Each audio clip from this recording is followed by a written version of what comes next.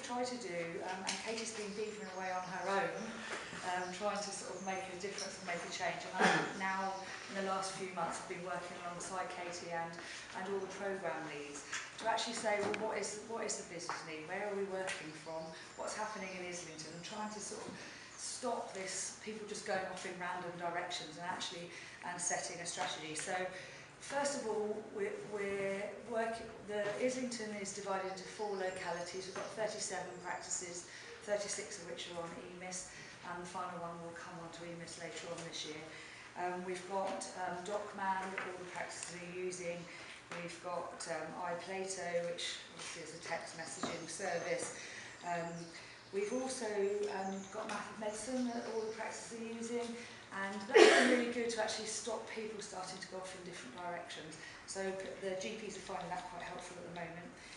The other thing is, in terms of Coordinate My Care, we've got 280 records that are Coordinate My Care records. That's up 22% from last year, and we're thinking that that might be linked directly to the MDT work.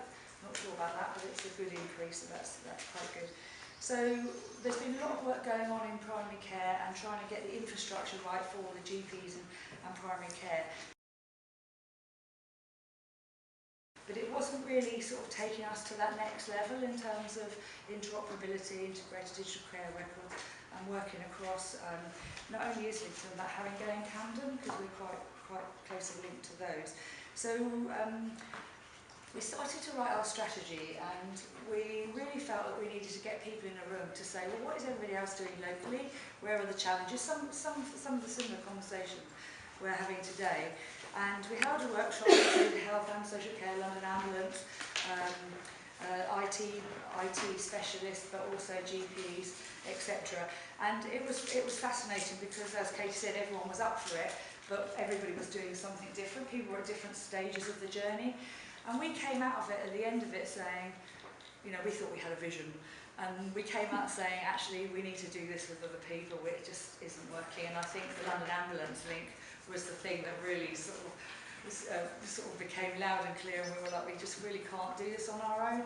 We don't want to be focused on a technology solution. We want to know what are the business requirements, what are the functionalities that we need first. So we were then sort of debating, well, how do we go? Where do we go with this? I'm not really sure. So we started talking about open source technology. We started looking at lots of different systems, just to build up our own knowledge and to test out what works and what doesn't work.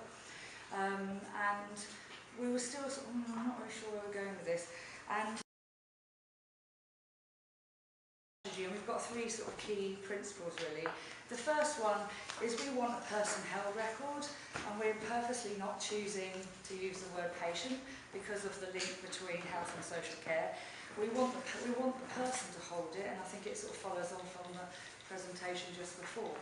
That actually, if the person gives consent and the person can move around, whether they're going on holiday, they're working in London, or going down to visit family in Cornwall, that it doesn't matter whether they need health and social care because the record will follow them because they've given consent to who uses it. So that's our sort of number 1 priority, Katie? Yes. And the second thing obviously is that we need an integration engine, and we need something to push and pull data across the system. But we're not quite at that point to actually say we want this system, because what we would rather do is actually do it collectively rather than just Islington. So, you know, trying to pick everybody's brains today and find out, you know, what people are doing, where the challenges are, etc., is really important for us.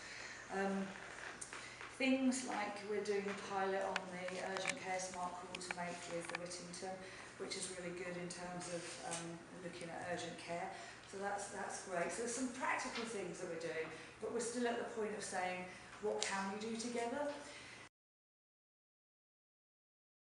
In terms of successes, I think the things that I'm really, really impressed with and really pleased about is how we're working in partnership, not just in Islington, but across our neighbouring CCGs and providers.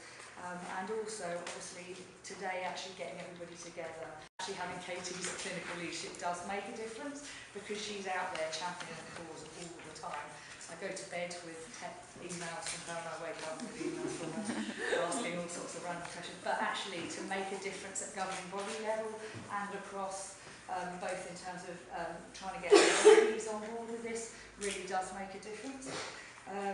And the other thing I think that's really different for us is to actually have function first and then technology second. So that's another success, I think, rather than focusing on a technology.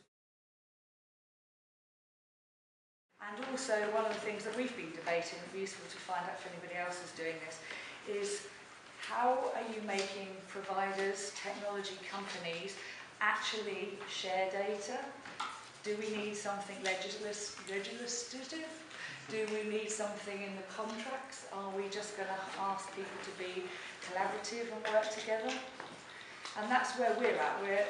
All we know is that it's really frustrating and we're not really getting as far forward as we should be. So it'd be useful to hear your thoughts on that.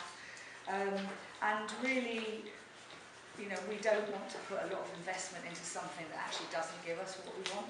And it has to be easy for GPs, other clinicians, and patients and people, when we're talking about personal budget, to use. Otherwise it won't be a success. Great.